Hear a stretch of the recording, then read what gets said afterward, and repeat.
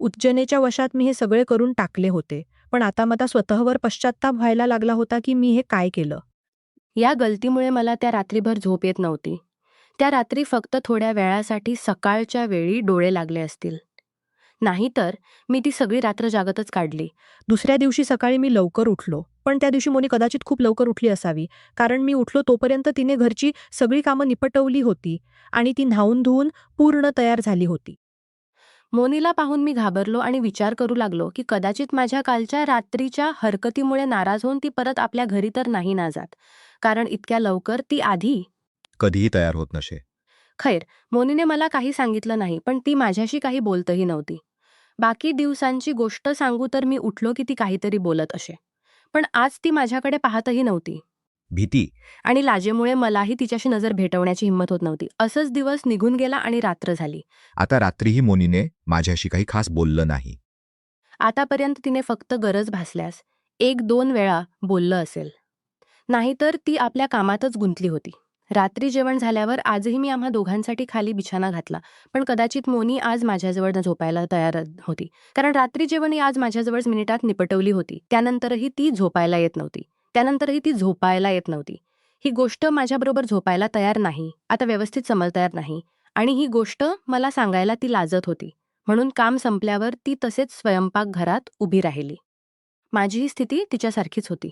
मीही मोनीला काही सांगायला किंवा विचारायला लाजत होतो. म्हणून मी आता गप्प टीव्ही पाहत राहिलो. टीव्ही पाहताना मध्ये मी मोनीकडेही पाहत होतो, जी आता थोडा वेळ स्वयंपाकघरात तसेच उभी राहिली. मग बिछाण्याजवळ येऊन तिने एक चादर उचलली. आता बिछाण्याजवळ येऊन तिने ती चादर का उचलली केली. आता माहीत नाही मोनीने ती चादर का उचलली होती. पण ती जसेच बिछाण्यात आतल्या बाजूला सरकून तिच्यासाठी झोपण्याची जागा केली. यामुळे मोनी आता माझ्याकडे घुरघुर पाहू लागली. मोनी लहानपणापासून खूप लाजाळू आणि दबलेली मुलगी होती. ती माझ्याजवळ झोपायला तयार नव्हती. पण लाजेमुळे ही गोष्ट ती मला सांगू शकत नव्हती. म्हणून थोडा वेळ ती चादर हातात धरून तशीच उभी राहिली. मग गप्प लाईट बंद करून माझ्याबरोबर एका बाजूला होऊन झोपली.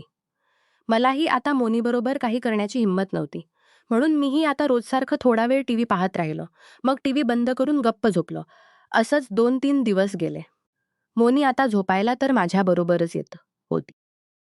पण तिच्याबरोबर काही करण्याची किंवा तिला काही सांगण्याची हिंमत होत नव्हती. वैसे तर तिथे रायपुरात फक्त मी आणि मोनी होतो.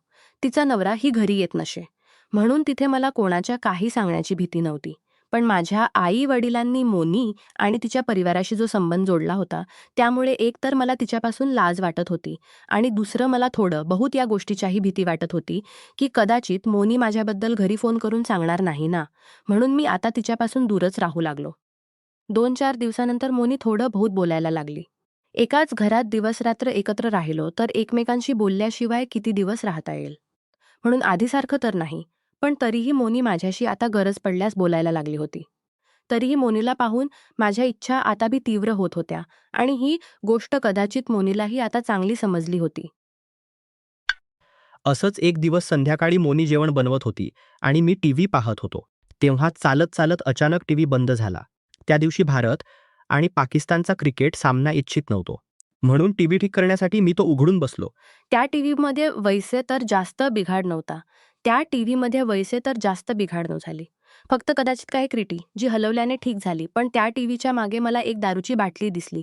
वैसे मला माहिती होतेच की मोनीचा नवरा दारू पितो आणि ही त्याचीच असेल. पण तरीही मी असंच मोनीला विचारलं, ही कोणाची आहे? माझ्या विचारल्यावर मोनीनंही असंच सांगितलं, तुझ्या जिजाची असेल. आता मोनीनं ठीकच सांगितलं होतं. पण तिच्या तोंडून हे ऐकून मला धक्का बसला. कारण तिनं आपल्या नवऱ्याला माझा जिजा म्हणून संबोधलं होतं. मोनी तिच्या जागी ठीक होती. पण माझ्या मनात मोनीसाठी जी घाण भरली होती, त्यामुळे मोनी आपल्या नवऱ्याला माझा जिजा म्हणणे मला आवडलं नाही. आता मोनीला काही सांगण्याची मला हिंमत नव्हती.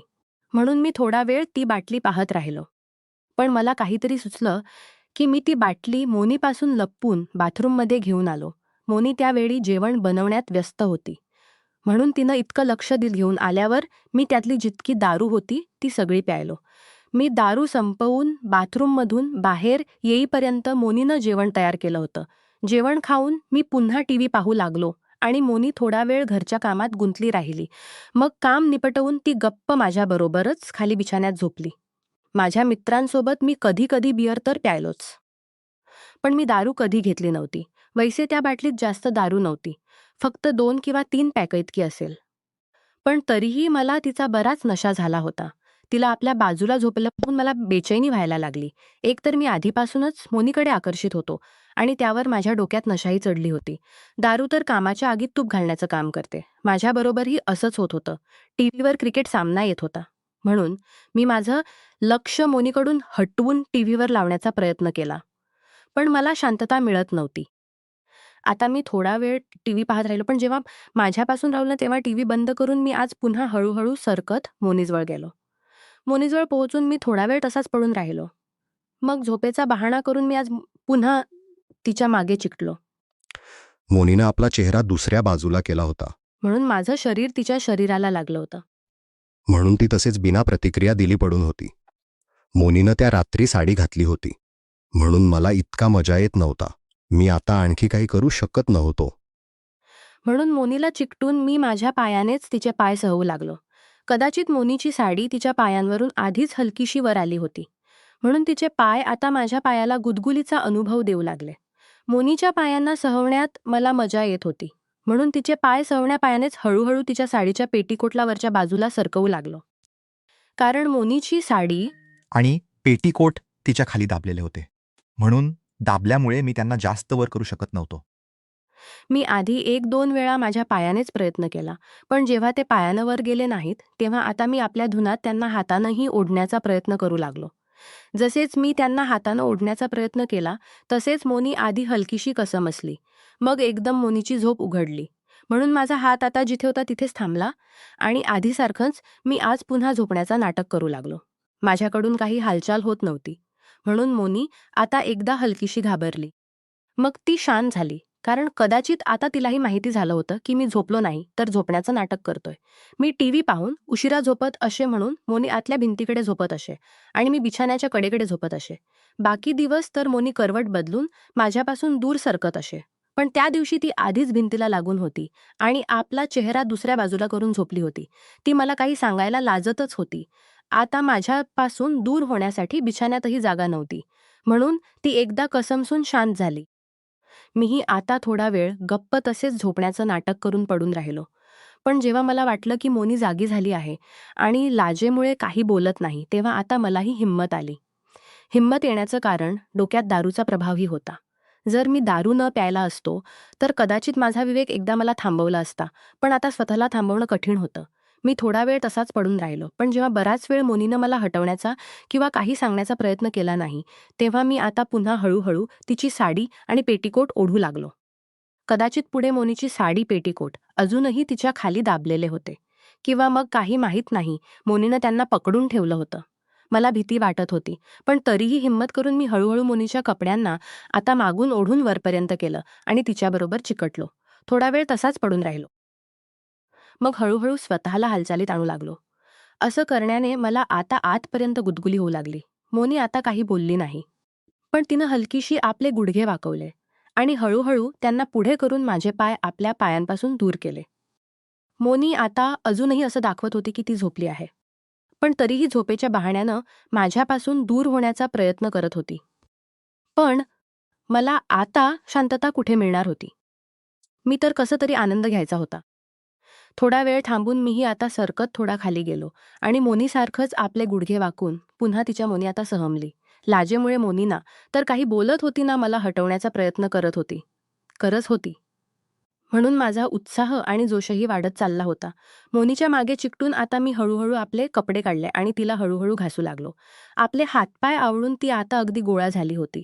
कामाचा भूत जेव्हा डोक्यावर स्वार होतो, तेव्हा तो तहान भागवण्यापर्यंत हर हद्द ओलांडून टाकतो. त्याचप्रमाणे मला आता इतक्यात संयम कुठे राहणार होता. मोनीनं मला आता काही सांगितलं नाही, तर माझं मन आता आणखी पुढे जाण्यासाठी सांगू लागलं. मग मला माहीत नाही माझ्यात इतकी हिंमत कुठून आली की मी हळूहळू तिच्या कडांमधून आपलं सामान आत घुसवलं. जे की सरळ अरखाली करू लागलो होतो की तेव्हा एका झटक्यात अचानक मोनीचं पूर्ण शरीर थरथरलं आणि ती कसमसून पुढे सरकली.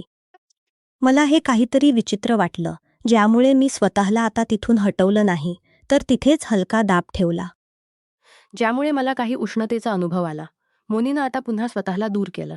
आता मलाही समजायला उशीर लागला नाही की मोनी अचानक का कसमसली आणि तिनं स्वतःला माझ्यापासून का दूर केलं.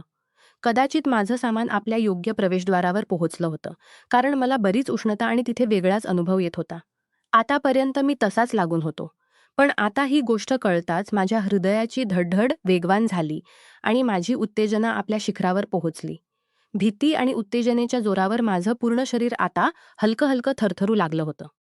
पण आता मी जोशाने भरलेलो होतो, जो प्रत्येक क्षणी मला आणखी पुढे जाण्यासाठी उत्तेजित करत होता. पण तरीही मी आता थांबलो नाही. आतून मला भीती वाटत होती. पण तरीही मी स्वतःला आता पुन्हा तिथे लावलं आणि हलकं हलकं हळूहळू तिला पुढे ढकलू लागलो, ज्यामुळे मोनीला उष्णतेचा अनुभव येऊ लागला. मी काम करण्यासाठी तयार होतो. म्हणून मोनीने एकदा पुन्हा कसमसून स्वतःला माझ्यापासून वेगळं करण्याचा प्रयत्न केला, पण तिच्या पुढे एक तर भिंत आली होती आणि दुसरं आता मीही एका हातानं तिची कमर पकडली होती. ज्यामुळे मोनी आता फक्त कसमसत राहिली. मला आता उष्णता जाणवू लागली होती. म्हणून मोनीची कमर पकडून मी माझा दाब आता आणखी वाढवला, ज्यामुळे हळूहळू काम होऊ लागलं आणि मोनीचं शरीरही आणखी कडक झालं. मोनी आता काही बोलत नव्हती, कारण ती कदाचित काही विरोध करण्याच्या स्थितीत नव्हता आणि दुसऱ्या बाजूला मी तिला कमरेपुढे जाण्याचा रस्ता मिळत नव्हतं. ती इच्छा असूनही काही करू शकत नव्हती. इकडे माझ्यावर काम नाचत होतं. मी तर काही विचार करण्याच्या स्थितीत नव्हतो. दुसऱ्या बाजूला मोनी हलकं हलकं कसमसत फक्त त्रास सहन करत होती. असंच काही माझंही हाल होतं. मी वैसे मोनीबद्दल विचार करून खूप आनंदी होतो.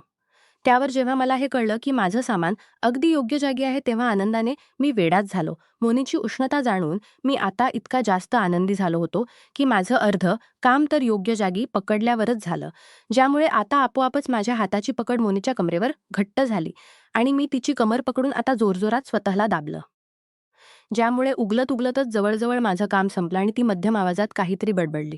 मोनीचं शरीर ताणलं गेलं होतं, पण जोपर्यंत मी माझं काम संपवत नव्हतो तोपर्यंत मी तिला तसेच पकडून ठेवलं आणि ती सगळं आत जाणून हालत राहिली. माझं काम करून झाल्यावर मोनीला सोडलं आणि करवट बदलून आपला चेहरा दुसऱ्या बाजूला केला. त्यानंतर काही माहीत नाही मोनीनं काय केलं आणि काय केलं नाही, पण नशेमुळे मला थोड्या वेळाने झोप आली. दुसऱ्या दिवशी मी बाकी दिवसांच्या तुलनेत खूप उशिरा उठलो होतो, पण तेव्हापर्यंतही मोनीनं घरातलं काही काम केलं नव्हतं. ती उशिरा उठून आली होती किंवा कदाचित तिनं जाणून बुजून घरचं काम केलं नव्हतं, हे मला माहिती नव्हतं. पण मी उठलो तेव्हा मोनी खुर्चीवर बसली होती आणि खूप बेचैन दिसत होती. आता मी उठताच मला पाहून मोनी ताबडतोब खुर्चीवरून उठून माझ्याजवळ येऊन उभी राहिली. मोनीला पाहून आता मीही घाबरलो, पण माझ्याजवळ येऊन ती एकदा काही सांगायला गेली. मग डोळे खाली घालून ती गप्प पुन्हा स्वयंपाकघराकडे गेली. कदाचित मोनी मला काही सांगू इच्छित होती, पण स्त्रीलज्जेनं तिला कदाचित तोंड उघडण्यापासून रोखलं होतं. आता भीती आणि लाजेमुळे मलाही मोनीला काही विचारण्याची किंवा सांगण्याची हिंमत नव्हती. म्हणून आता मीही दैनंदिन क्रियांसाठी गप्प बाथरूममध्ये गेलो. जेव्हा मी न्हायला माझे कपडे घ्यायला बाथरूममधून बाहेर आलो, केलं नव्हतं. ती आता बेचैन होऊन खोलीत इकडे तिकडे फिरत होती. कदाचित ती माझ्या बाहेर येण्याची वाट पाहत होती, कारण मी आता जसेच बाथरूममधून बाहेर आलो मोनी पुन्हा माझ्याजवळ येऊन उभी राहिली. तिनं आपल्या हातात आता एक कागदाची पर्ची धरली होती. हे बाजारातून तू सामान आणशील का? मोनीनं माझ्याजवळ येऊन घाबरत म्हणाली. हो हो, मलाही भीती वाटत होती. म्हणून मी गप्प तिच्या बोलण्याला उत्तर दिलं. मोनीकडून ती सामानाची पर्ची घेऊन मी ताबडतोब बाजारात आलो. आता बाजारात येऊन मी ती सामानाची पर्ची दुकानदाराला दिली, ज्यातून त्या दुकानदारानं मला डाळ, तांदूळ, साखर आणि चहापत्ता दिले. पण एका गोष्टीबद्दल मला सांगताना म्हणाला की ही इथे नाही, औषधांच्या दुकानावर मिळेल. औषधांच्या दुकानाचं नाव ऐकून मला आता काहीतरी विचित्र वाटलं. मला वाटत नव्हतं की मोनीनं हे सगळं लिहिलं असेल, कारण त्या दुकानदारानं मला जी सामान दिली होती ती सगळी सामान मी आत्ताच काही दिवसांपूर्वी आणली होती, जी इतक्या लवकर संपणार नव्हती. घरी घबराटीत मी त्या पर्चीमध्ये लिहिलेल्या सामानाकडे एकदाही पाहिलं नव्हतं. मी ते वाचल्याशिवाय असंच आपल्या खिशात टाकलं होतं. पण मला आता शंका आली तर मी दुकानदाराकडून ती पर्ची परत घेतली आणि त्यात लिहिलेलं सामान पाहू लागलो. त्या पर्चीमध्ये सर्वात आधी काहीतरी लिहून काढलं होतं. मग त्याखाली 1 किलो चणा डाळ, त्याखाली 1 किलो तांदूळ आणि त्याखाली एक औषधाचं नाव लिहिलं होतं. मग खाली 2 किलो साखर आणि शेवटी 250 ग्रॅम चहा पत्ता लिहिलं होतं. हे सगळं सामान तर ठीक होतं, पण ती औषध